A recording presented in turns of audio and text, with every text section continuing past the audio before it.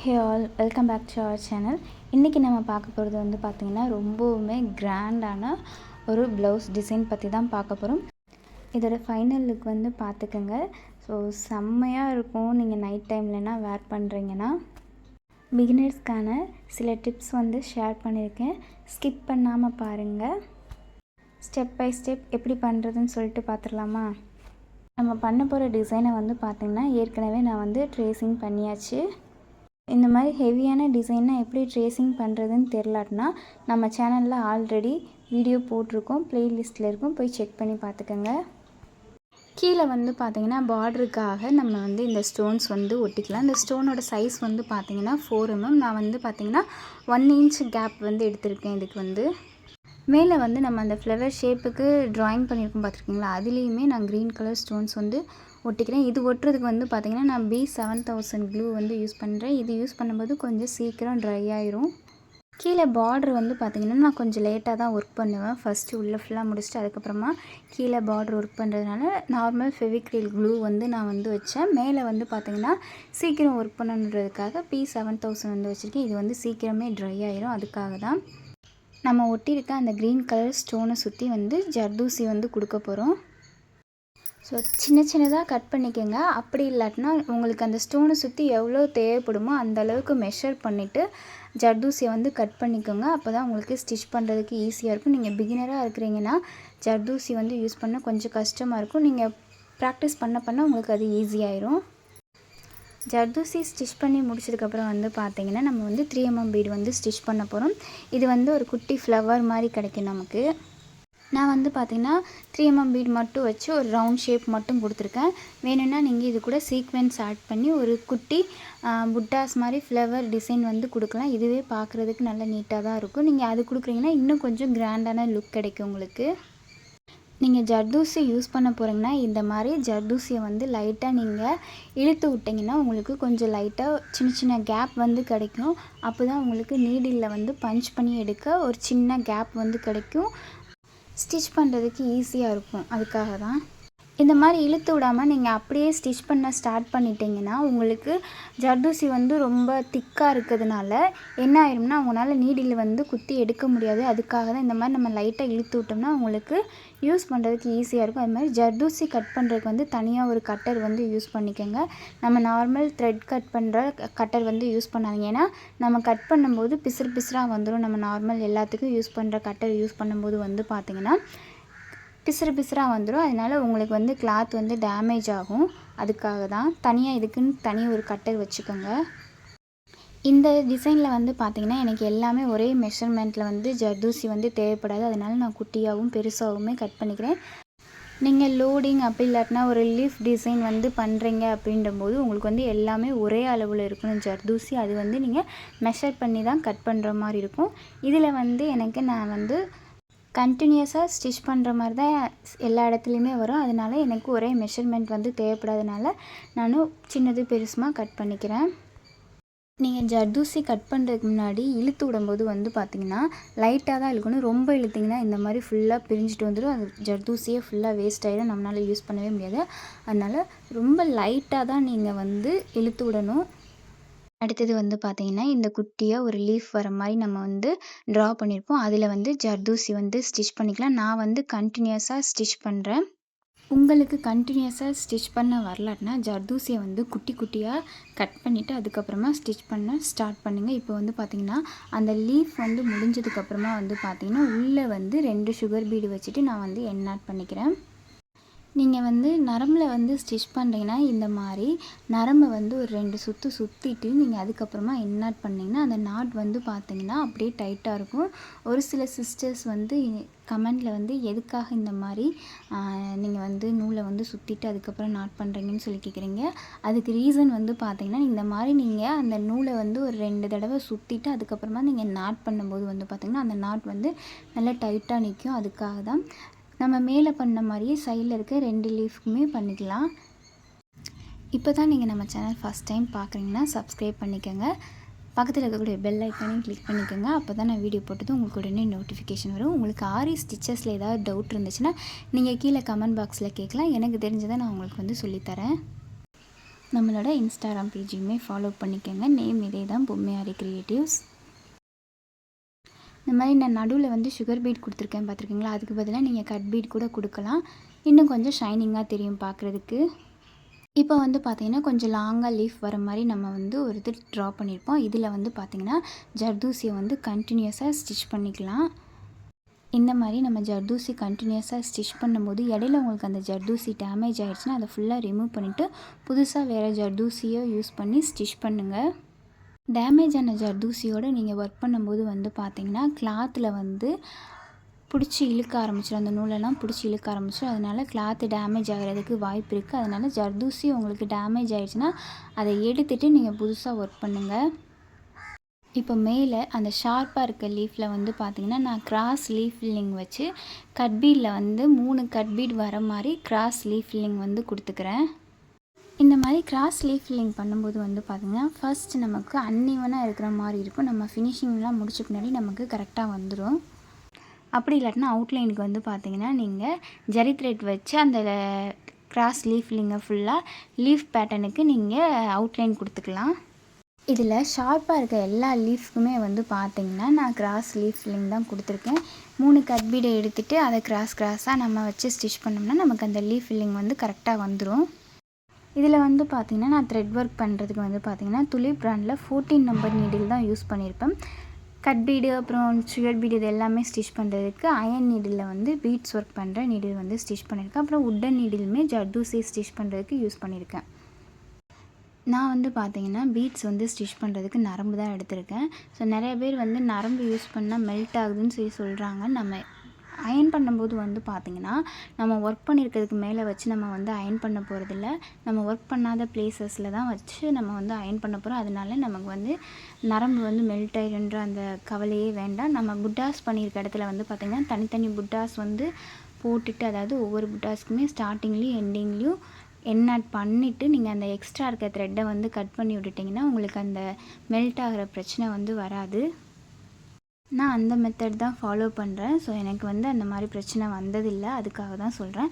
அதுக்கடுத்து வந்து பார்த்திங்கன்னா இந்த பெரிய லீஃப் வந்து நம்ம வந்து ட்ராயிங் பண்ணியிருக்கோம் பார்த்துருக்கீங்களா, அதில் வந்து பார்த்திங்கன்னா fish bone button whole stitch டைப்பில் வந்து பார்த்திங்கன்னா பீட்ஸ் வந்து ஸ்டிச் பண்ணிக்கலாம்.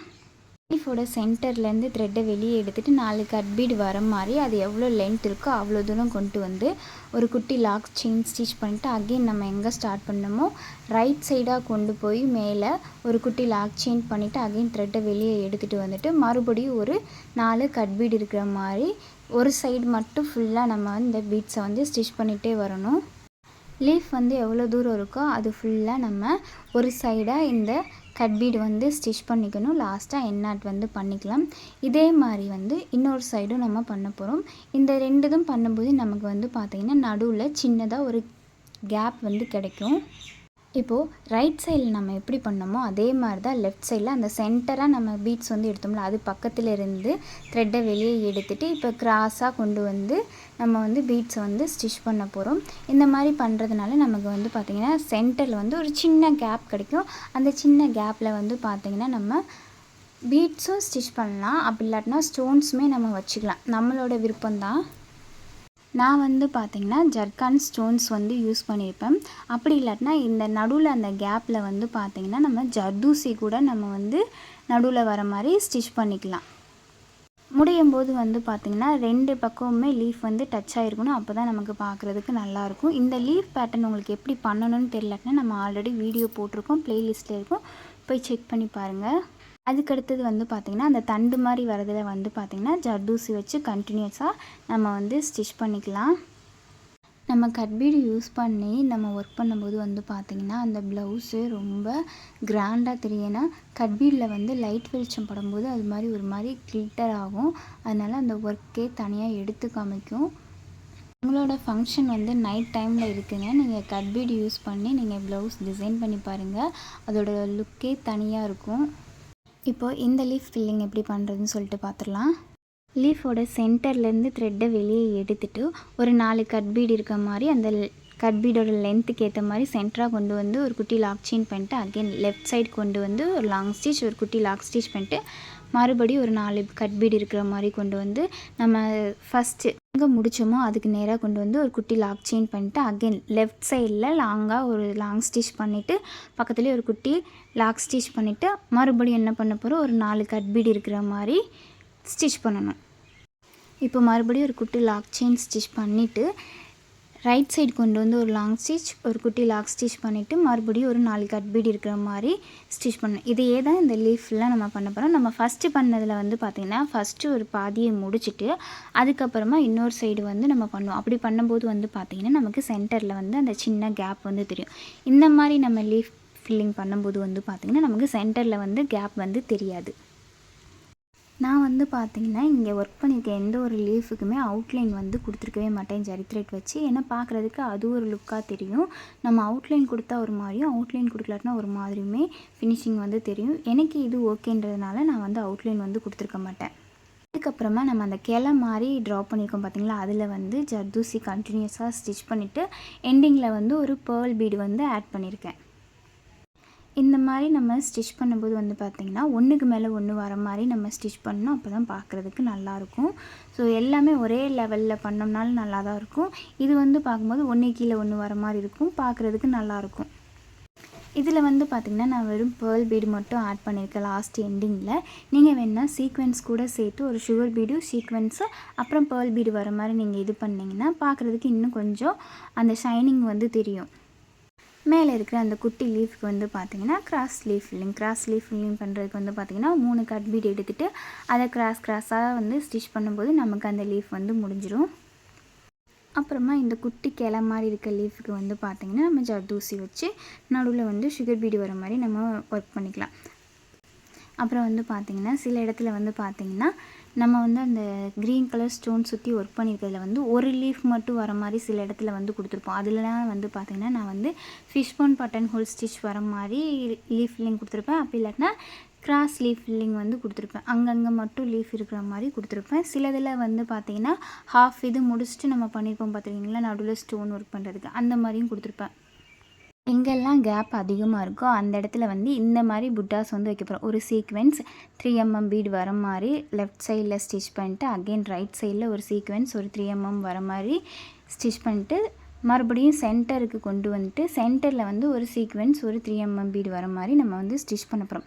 இந்த மாதிரி நம்ம சீக்வென்ஸ் யூஸ் பண்ணுறதுனால வந்து பார்த்திங்கன்னா அந்த லைட் வெளிச்சம் படும்போது அந்த சீக்வென்ஸில் பட்டு அதுவும் கொஞ்சம் ஷைனிங்காக தெரியும். அதுக்காக தான் இதில் வந்து பார்த்திங்கன்னா நான் பார்டர் ஒர்க்கே வந்து லாஸ்ட்டாக தான் கொடுத்துருப்பேன். ஏன்னா நம்ம அந்த ரவுண்டு அந்த ஸ்டோனை சுற்றி நம்ம ஒர்க் பண்ணும்போது நமக்கு வந்து நமக்கு ஃபஸ்ட்டே நம்மளால் கரெக்டான ஒரு கேப் வந்து விட முடியாது. அதுக்காக ஃபுல்லாக முடிச்சுட்டு அதை ஒட்டின மாதிரி ஒரு லைன் போட்டுட்டு அதுக்கப்புறமா அதில் வெறும் ஒரு சுகர் பீட் லைன் மட்டும் கொடுத்துருக்கேன். இந்த இடத்துல இந்த பார்டர் வந்து கொஞ்சம் திக்காக இருக்கிறதுனால நீடில் வந்து பஞ்ச் பண்ணி எடுக்க கொஞ்சம் கஷ்டமாக இருக்குது. அதே மாதிரி இந்த சுகர் பீடு வந்து ஸ்டிச் பண்ணும்போது வந்து பார்த்திங்கன்னா 2 பீடுக்கு ஒரு ஸ்டிச் கொடுங்க, பார்க்குறதுக்கு நீட்டாக இருக்கும். நீங்கள் ஃப்ரேம்லேருந்து கழட்டின பின்னாடி பீட்ஸ் வந்து அன்ஈவனாக தெரியாது உங்களுக்கு.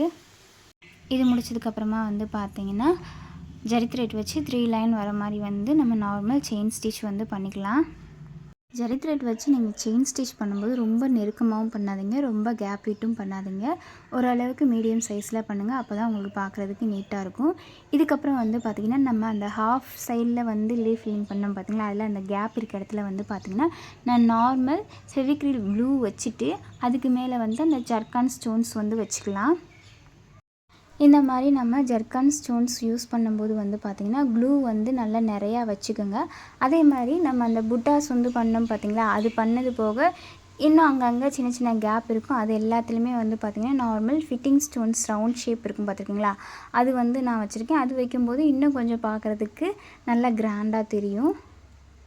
அது ஃபுல்லாக முடிச்சதுக்கப்புறம் வந்து பார்த்திங்கன்னா ப்ளவுஸுக்கு ஹேங்கிங் பண்ண போகிறோம். ஹேங்கிங் பண்ணுறதுக்கு வந்து பார்த்திங்கன்னா நான் வந்து சாரீ கலருக்கு ஹேங்கிங் பீட்ஸ் எடுத்துகிட்டு நான் வந்து ஒர்க் பண்ணிகிட்ருக்கேன். ஃபஸ்ட்டு வந்து பார்த்திங்கன்னா நம்ம நீடில் வந்து கிளாத்துலேருந்து வெளியே எடுத்துகிட்டு அந்த சுகர் பீடை ஒட்டினாப்பில் எடுங்க, அப்போ தான் உங்களுக்கு பார்க்குறதுக்கு நீட்டாக இருக்கும். எடுத்துகிட்டு ஒரு 4 சுகர் பீடு வர மாதிரி எடுத்துக்கோங்க. எடுத்துகிட்டு அதுக்கப்புறம் ஒரு ஹேங்கிங் பீட்ஸ், அதுக்கப்புறம் ஒரு சுகர் பீடு எடுத்துகிட்டு இப்போ அந்த லாஸ்ட்டாக இருக்க சுகர் பீடை விட்டுட்டு அந்த ஹேங்கிங் பீட்ஸ் வழியாக 4 சுகர் பீடுக்குள்ளேயும் நீடில் விட்டு எடுக்கணும். ஹேங்கிங் பீட்ஸ் ஸ்டிச் பண்ணுறதுக்கு வந்து பார்த்திங்கன்னா நம்ம நார்மல் நீடில் தான் யூஸ் பண்ணுவோம். இதில் வந்து சைஸ் இருக்குது. நான் சைடில் ஃபோட்டோ கொடுக்குறேன். அந்த ஃபோட்டோவை நீங்கள் ஸ்க்ரீன்ஷாட் எடுத்துகிட்டு நீங்கள் அந்த நீடில் வந்து கேட்டு வாங்கிக்கலாம். ஏன்னா எல்லா நீடில்லையுமே வந்து நமக்கு சுகர் பீடு வந்து உள்ளே போகாது. அதுக்காக தான். அதே மாதிரி பார்த்திங்கன்னா ஒவ்வொருத்துக்குமே கேப் வந்து ஈவனாக விடுங்க. ஒரு இடத்துல அதிகமாகவும் ஒரு இடத்துல கம்மியாகவும் விடாதீங்க. உங்களுக்கு பார்க்குறதுக்கு நல்லா இருக்காது. நான் வந்து பார்த்திங்கன்னா நம்ம நார்மலாக ஆரியில் வந்து எண்ணாட் பண்ணுவோம் பார்த்துருக்கீங்களா, ஆரி நீடில் வச்சு. அது மாதிரி தான் ஹேங்கிங் பீட்ஸுக்குமே எண்ணாட் வந்து பண்ணுவேன். நம்ம நார்மல் நீடில் வச்சு பண்ணுற முடிச்ச காட்டிலே இந்த மாதிரி நம்ம எண்ணாட் பண்ணும்போது வந்து பார்த்திங்கன்னா இன்னும் நமக்கு நல்லா ஸ்ட்ராங்காக நிற்கும். நம்ம ஃபுல்லாக முடிச்சதுக்கப்புறம் இதோட ஃபைனல் லுக் இந்த மாதிரி தான் இருக்கும். லைட் வெளிச்சம் இல்லாமல் இந்த மாதிரி தான் இருக்கும். லைட் வெளிச்சத்தோடு எப்படி இருக்குன்னு சொல்லிட்டு உங்களுக்கு நான் ஃபர்ஸ்ட்லேயே காமிச்சிருந்தேன். இதோட ஃப்ரண்ட் அண்ட் பேக் அப்புறம் ஸ்லீவோட ஃபோட்டோஸ் வந்து ஆட் பண்ணிக்கேன். வித்தவுட் லைட் செட்டிங்ஸில் எடுத்தது. ஸோ பார்க்குறதுக்கு எப்படி இருக்குன்னு சொல்லிட்டு கீழே கமெண்ட்டில் சொல்லுங்கள். இந்த வீடியோ உங்களுக்கு யூஸ்ஃபுல்லாக இருக்கும்னு நினைக்கிறேன். வீடியோ பிடிச்சிருந்துச்சுன்னா லைக் பண்ணிக்கோங்க. அப்போ இது வரைக்கும் நீங்கள் நம்ம சேனலை சப்ஸ்கிரைப் பண்ணாமல் பார்க்குறீங்கன்னா சப்ஸ்கிரைப் பண்ணிட்டு பக்கத்தில் இருக்கக்கூடிய பெல் ஐக்கானையும் கிளிக் பண்ணிக்கோங்க. தேங்க்ஸ் ஃபார் வாட்சிங்.